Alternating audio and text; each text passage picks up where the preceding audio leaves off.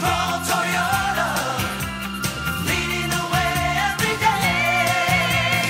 Atkins Scroll Toyota, symbols of trust. It was just last month that PNC reported on a large fight or riot on the George Washington High School campus.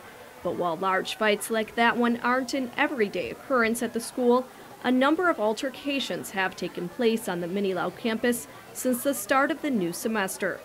Joe and June Cruz believe their son and their nephew have been targets of attacks from older students. The Cruzes didn't want to go on camera, but showed PNC an incident report they were given after their son was punched by an older boy during lunch 3 weeks ago. According to the Cruzes, their nephew, who is also a freshman, defended their son during the first fight, and as a result, he was injured by the same group of boys yesterday. Superintendent John Fernandez tells PNC he visited the Minilao campus yesterday to find out if there are any underlying issues. I went down with my deputy superintendent, and she went into the main office to start to gather information and make sure that she was able to hear firsthand from the administrators and teachers involved.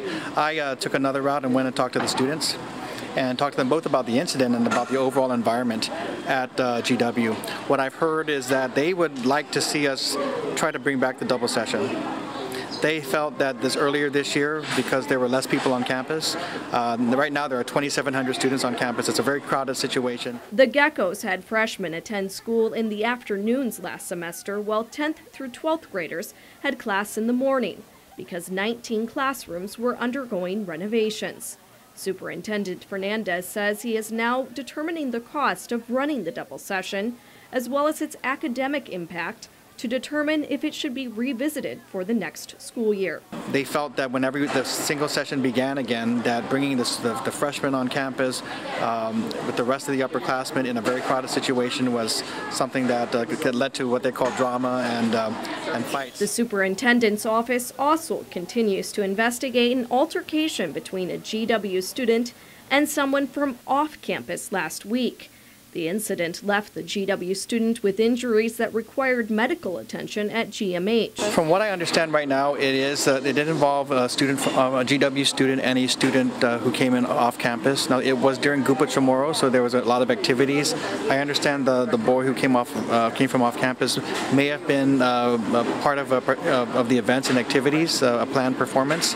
But that's, we're still trying to sort out whether he was supposed to remain on campus and all of that. So looking into that, again, just, a lot of different eyewitness accounts that we have to reconcile. Fernandez says he is also trying to determine whether an ambulance was called quickly enough to attend to the students' needs on Friday. You ask one person, they say the ambulance came really quickly. You ask somebody else, they say it took a long time. So we really need to make sure that we've got the timeline correct. And so I'm waiting for that before I make any final determinations.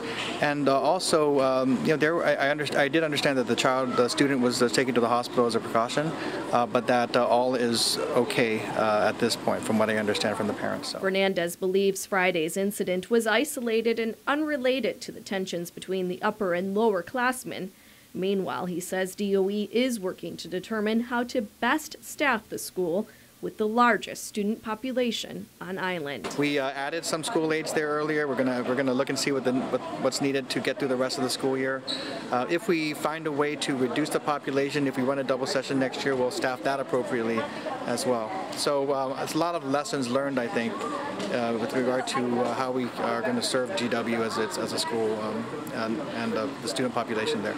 Betsy Brown, PNC News.